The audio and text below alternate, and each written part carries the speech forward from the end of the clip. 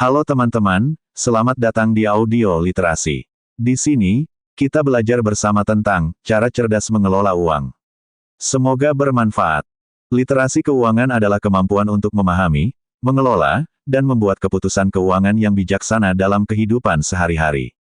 Ini mencakup pengetahuan, keterampilan, dan sikap yang diperlukan untuk mengelola uang secara efektif. Literasi keuangan berperan penting dalam membantu individu mencapai kesejahteraan finansial, mengelola risiko, dan merencanakan masa depan yang lebih baik. Penjelasan mengenai literasi keuangan. Komponen utama literasi keuangan. 1. Pengetahuan keuangan. Kemampuan memahami konsep dasar keuangan seperti penganggaran, budgeting, tabungan dan investasi, kredit dan utang, risiko dan asuransi, pajak. 2. Keterampilan keuangan. Kemampuan untuk menerapkan pengetahuan dalam situasi nyata, misalnya membuat dan mengelola anggaran bulanan, membandingkan produk keuangan seperti pinjaman atau tabungan, menggunakan alat digital seperti aplikasi perbankan atau investasi, mencatat pengeluaran dan pemasukan secara teratur. 3. Sikap dan perilaku keuangan. Sikap positif terhadap uang, seperti disiplin dalam menabung, menghindari utang konsumtif, mengutamakan kebutuhan dibandingkan keinginan, berpikir jangka panjang dalam perencanaan keuangan. Manfaat literasi keuangan. 1. Perencanaan masa depan. Memastikan ada tabungan untuk kebutuhan darurat dan pensiun. Membantu menetapkan dan mencapai tujuan keuangan. 2. Pengelolaan risiko. Memahami pentingnya asuransi untuk melindungi dari risiko tak terduga.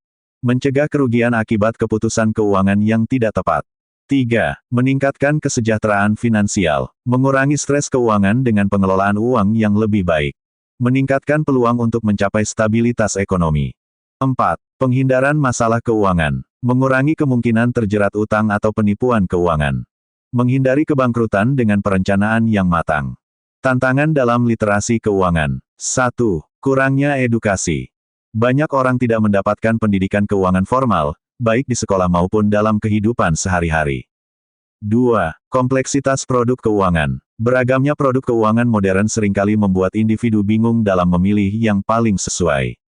3. Pengaruh budaya konsumtif. Media sosial dan gaya hidup sering mendorong konsumsi berlebihan tanpa memikirkan dampaknya.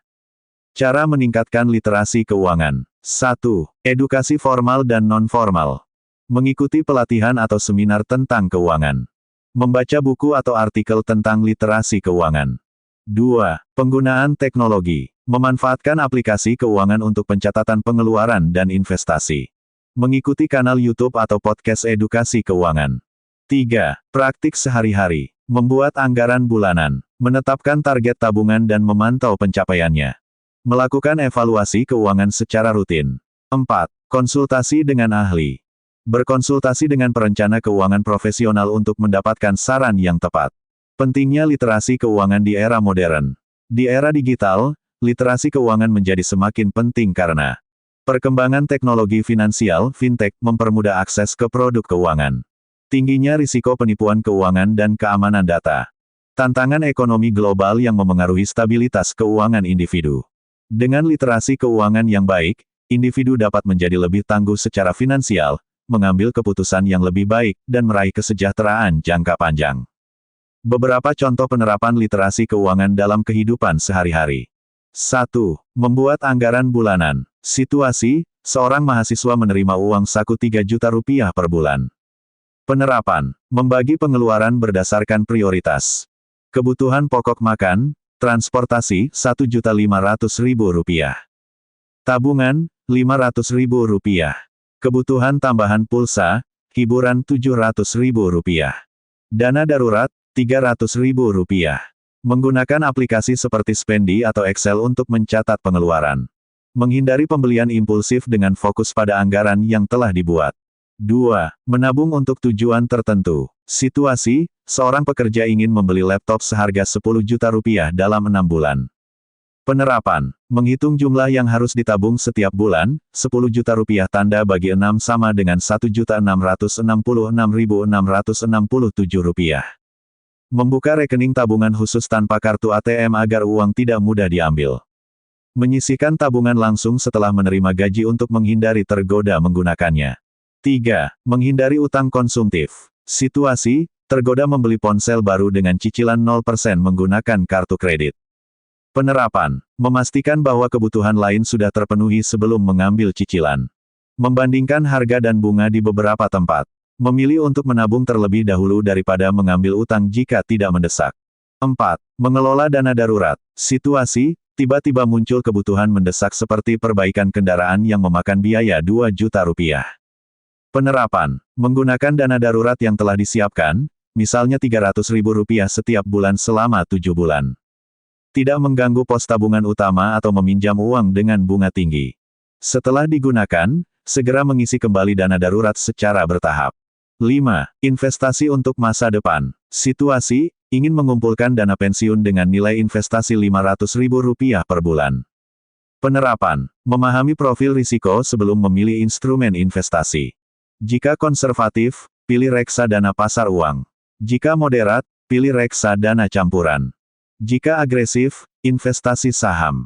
Menggunakan aplikasi investasi terpercaya seperti Bibit atau Ajaib. Rutin mengevaluasi kinerja investasi setiap 6 bulan. 6. Memanfaatkan asuransi. Situasi, seorang kepala keluarga ingin melindungi keluarganya dari risiko kesehatan. Penerapan, mendaftar asuransi kesehatan yang sesuai dengan kebutuhan dan kemampuan finansial.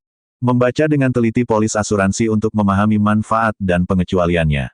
Mengalokasikan 10% dari pendapatan bulanan untuk premi asuransi. 7. Mengedukasi keluarga tentang keuangan. Situasi, orang tua mengajarkan anak tentang menabung. Penerapan, memberikan uang saku mingguan dan meminta anak mencatat pengeluaran. Membuat tantangan kecil, seperti menabung untuk membeli mainan yang diinginkan. Menanamkan kebiasaan menyisihkan sebagian uang untuk tabungan sejak dini. Penerapan literasi keuangan seperti di atas membantu menciptakan kebiasaan finansial yang sehat, sehingga individu mampu menghadapi tantangan keuangan dengan lebih percaya diri. Pegawai dengan gaji setara UMR, upah minimum regional. Sebagai contoh, gaji UMR yang digunakan adalah Rp4.500.000 per bulan. Simulasi pengelolaan keuangan. Pendapatan, gaji bulanan, Rp4.500.000. Pengalokasian anggaran metode 50-30-20. 50% untuk kebutuhan pokok, Rp2.250.000. Biaya makan sehari-hari, Rp1.200.000. Transportasi, BBM ojek kendaraan umum, Rp500.000.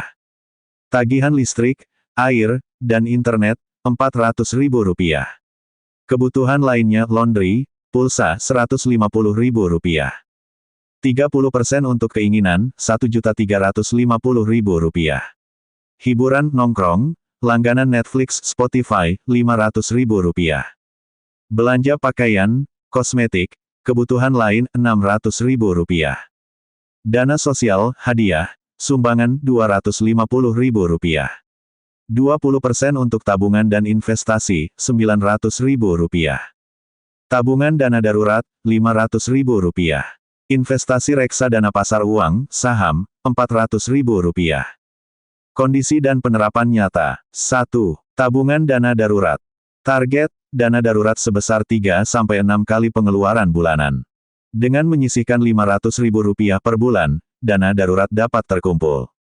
Rp2.250.000 dalam 5 bulan, 1 kali pengeluaran. Rp13.500.000 dalam 27 bulan, 6 kali pengeluaran. 2. Investasi. Tujuan, mengembangkan aset untuk tujuan jangka panjang, seperti membeli rumah. Misalnya, dengan investasi Rp400.000 per bulan ke reksadana dengan imbal hasil 6% per tahun. Dalam 5 tahun, aset akan menjadi sekitar Rp27.840.000. 3. Pengelolaan utang. Pastikan total cicilan tidak lebih dari 30% gaji. Jika memiliki utang seperti cicilan motor sebesar Rp800.000, maka alokasikan dari pos kebutuhan dan kurangi pengeluaran lainnya.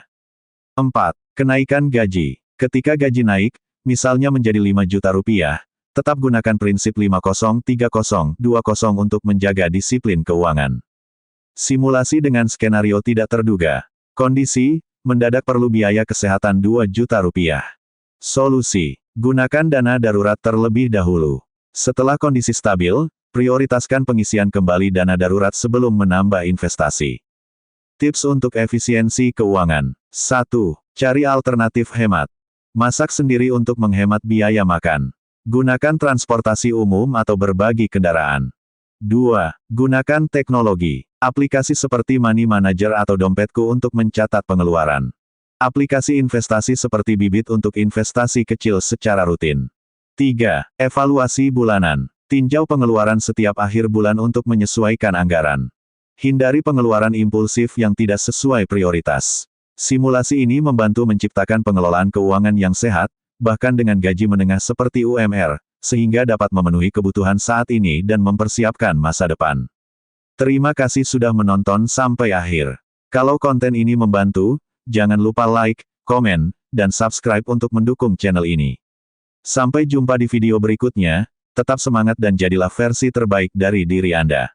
Cara cerdas mengelola uang, diri Anda.